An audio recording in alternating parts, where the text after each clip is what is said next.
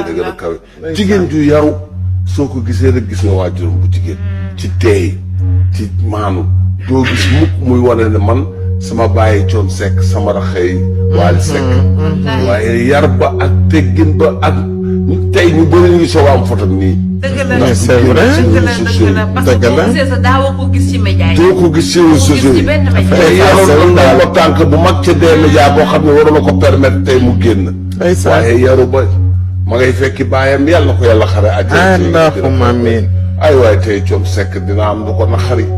waaye tamit Wally Seck dina am lu ko naqari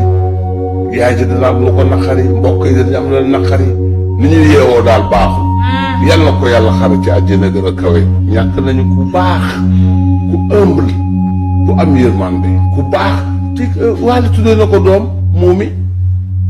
waaw Wally tuddee na ko doom dëgg la ndeysaan ak a baax